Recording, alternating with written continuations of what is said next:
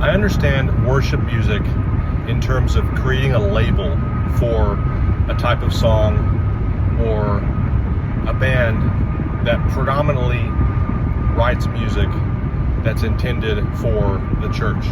I understand that.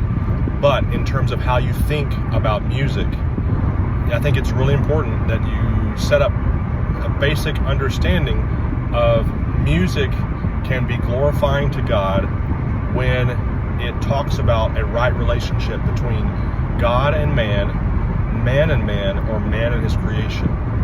Man and the creation, God's creation.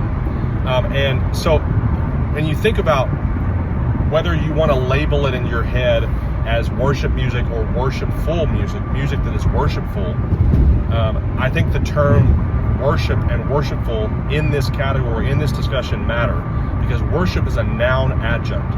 It's a noun acting as an adjective, so it classifies an item. It tells you a category. It gives it a category, and it defines it like we would define like pop music or jazz music or rock music, which is not actually accurate in terms of the style, but it's worshipful.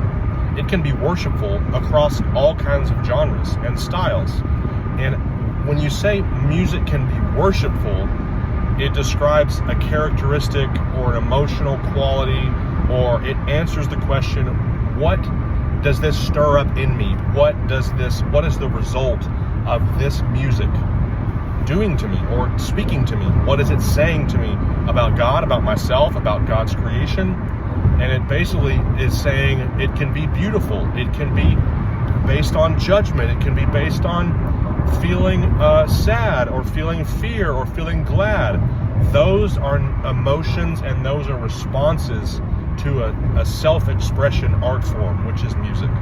And so I'm really passionate about the idea of music of all genres can be worshipful, and they can be meant as an act of worship, just like the things that we do and the things that we say and the things and how we act in our life. They can be a pleasing aroma to God, just like the verse says. So, in terms of your thinking, consider music as a worshipful response.